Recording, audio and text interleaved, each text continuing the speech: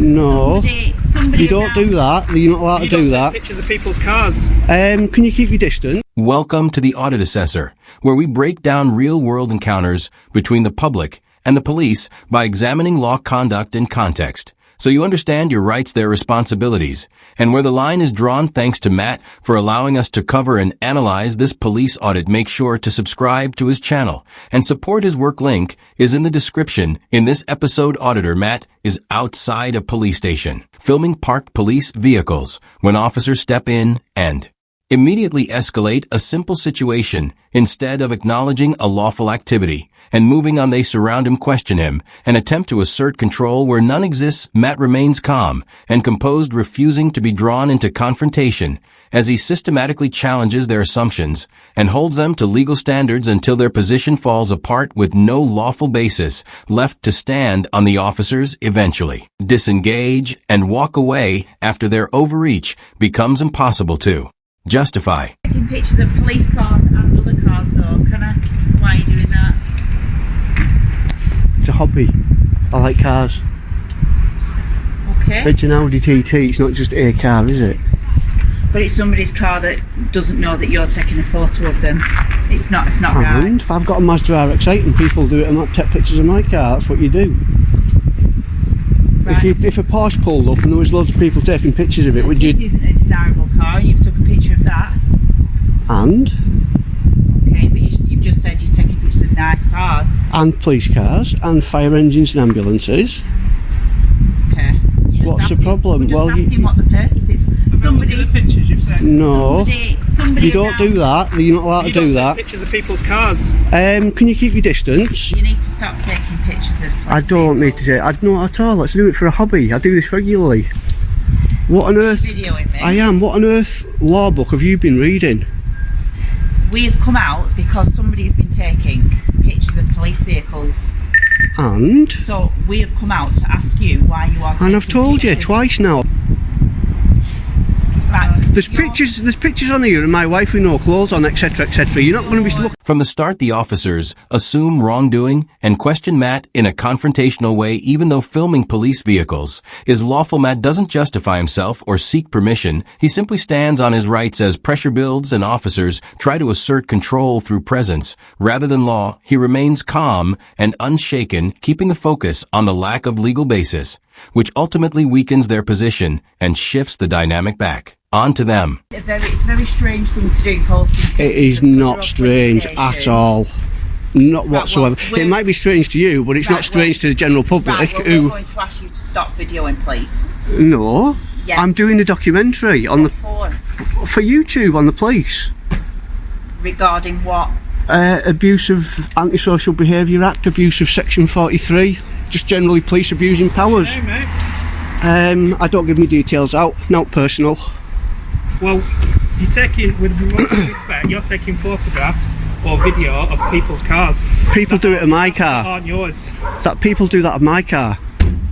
And I don't have a problem with it, it's a nice For car. all I know, you could be planning on stealing them. Well, when I steal them, arrest me. Well, no, I'll take your details. No, I'm not giving me details. I don't have to give my details. Do you actually know the law? I'm allowed to film. You're going to get Show me what you've recorded. You're going to get yourself in a whole lot of bother if you do that. Show me what you've recorded, and if it's totally innocent, then that'll be fine. Why won't you show me what you've recorded? Because there's pictures of here that aren't suitable for other people to see. Once intimidation doesn't work, the focus shifts toward trying to silence or control the recording. Matt explains he films to document potential misuse of powers like the Antisocial Behavior Act and Section 43. But instead of disengaging, the officers double down and treat the criticism itself as justification to intervene. They attempt to gather his details and view his footage, which are actions rooted in control. Rather than clear legal necessity, Matt refuses calmly and correctly, as he is not obliged to provide personal information for lawful filming or hand over recordings on demand. When police start managing the camera instead of their own conduct, the encounter stops being about law enforcement and becomes about avoiding accountability. The cars you've taken pictures of. No, you've got no right to. Yes, I do. You've got no right to. Excuse me. You've got no right to Excuse me. Do you want to follow your code of practice? This is not in your code of practice. Code of practice. You do not look through people's phones without a warrant. You do not tell people to stop That's taking not the pictures code of... of practice, mate. Excuse me, you do not tell people to stop taking pictures of cars. Okay, you don't do it. And if you were going to follow through on this, you're going to find yourself in a whole lot of bother, and you will be educated. I don't have to give my name. Yeah, I don't even have to talk to you. Offence, so give me your name. Right, what offence have I committed? What offence have I committed? Taking pictures of people's cars. Right, so what offence have I committed? That's not an offence. What offence have I committed? Everyone wants to know what offence I've committed. Thousands of people want to know what offence I've committed. I'm sure thousands of people don't. Oh, has anyone got a phone they can check? And I'll show you. When Matt tells the officer to follow their own code of practice, the response comes off as a bluff rather than confidence. As the officer pushes back, suggesting Matt should define it himself, Matt calmly holds the boundary as the situation escalates, refusing unlawful requests like access to his phone without proper legal authority, such as a warrant. The tone then shifts as the officer attempts to justify obtaining his details by claiming an offense has been committed. But when Matt asks what offense is being relied on, no clear answer is given. The absence of a specific allegation or legal basis highlights that the demand is not grounded in law, but in pressure and compliance. If an officer cannot clearly state the offense they are acting upon, then the authority they are trying to assert becomes questionable and unsupported. Police officer said to you, what have they stopped you and said? Have a look at my video of Wigan. I'm showing you, offering you proof. I'm offering you proof. They've said they've said, all right, no problem. Really? They said, what you doing? Come out and said, They said, yes, it's okay, feel free. Why wouldn't they? Why? Because it's very strange behaviour. Strange isn't a crime. We are asking why you are taking pictures of our police vehicles. I've just told you. I'm lawfully allowed to. No, you're not. Yes, I am. Gives you the right to take pictures of people's cars. No, more importantly, what law stops me from doing it? Tell me that law, please. Could you answer that question? What law? Are you live streaming now? No. You just said to me that thousands of people are watching this. They will watch this. Right. So you intend to put people's details of cars to thousands of people for no reason. My car's on YouTube. That's not your car. First of all, you said I never you were said. interested Did I in say that was my car? First of all, I know it's not your car because I know whose car that is. Right. So I didn't say it was my You've got car. registration on. Calling Matt's filming strange behavior isn't a legal justification. It's a subjective label often used when no actual offense can be identified. Matt's response, strange isn't a crime, highlights that gap by separating personal opinion from legal grounds. In public spaces, lawful activity doesn't become suspicious just because it's uncommon or misunderstood. The question about what gives him the right to film misses the core principle entirely. Rights in public don't require permission unless a law restricts them. When no such restriction can be clearly stated, the justification falls away, and what remains is opinion being presented as authority rather than law. Put the registrations. If someone asked me not to. Listen, right, we'll start again, right? When I first asked you what you were doing, you said, I've got an interest in vehicles. Yeah. Right, now it's something completely different. You've got an interest in police cars. So Yeah. why are you taking pictures of cars For which are police cars? abuse of power. I do or both. Abusive antisocial behaviour or something. What did he say? It's a documentary for YouTube. That's what the police vehicles are for. About what?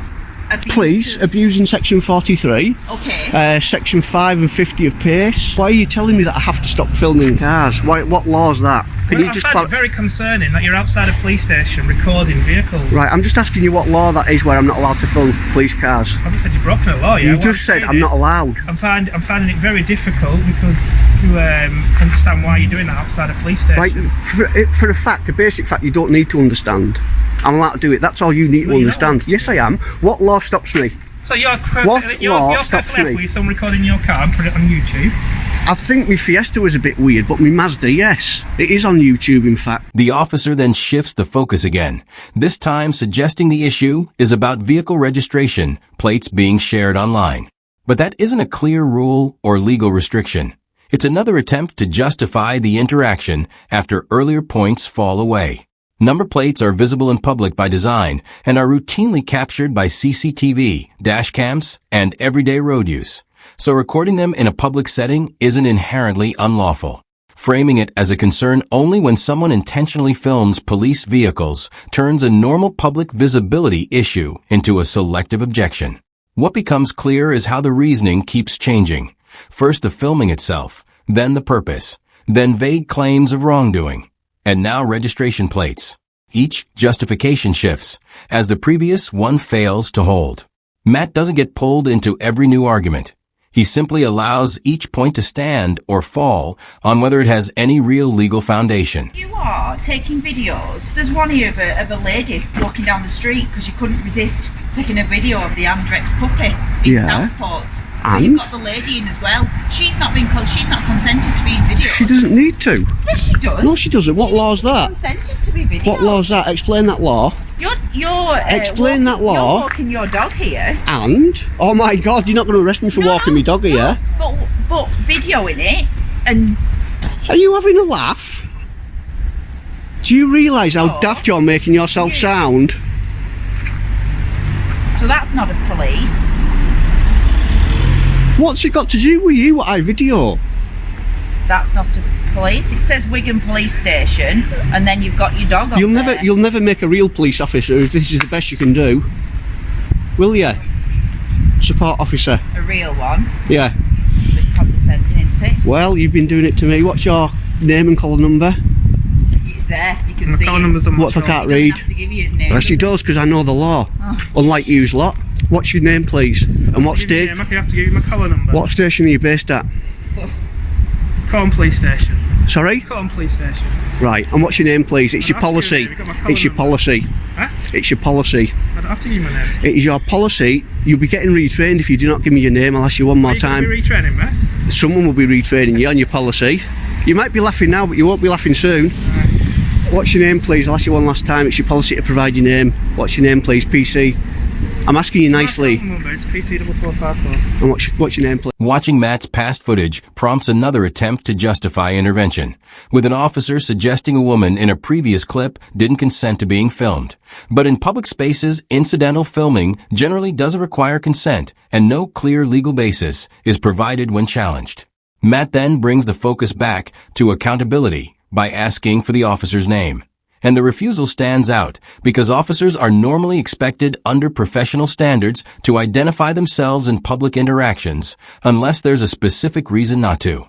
The lack of transparency, combined with the absence of clear legal grounding for earlier claims, shifts the impression from enforcement of law to shifting justifications that don't hold up when examined closely. I'll be finding out why you're not providing your name to the public. I'm trying to find out why you're recording people. Because I feel like it. Taking pictures outside a police station. I've explained why, and now I'm not telling you it over and over. You've given a few different reasons. I'm not going to keep telling you why I've done it. From now on, the only thing you need to know is that I'm allowed to do it, and there's nothing you can do that can stop me, so I suggest you go away, because I'm getting annoyed now. You're really annoying. You come out, you pretend you know the law. Either A, you do not know the law, or B, you are abusing it. Which is it? Which law am I abusing? Right, I'm not allowed to film police cars. What law is that? I bet this is the last I see of these guys, isn't it? Because they're going to get educated now. Is it true I'm not allowed to film police cars? Yes, you did. I've got it all on video. I have it all on video. You need to have a word with all these three. Thank you. Walk of shame. Walk of shame.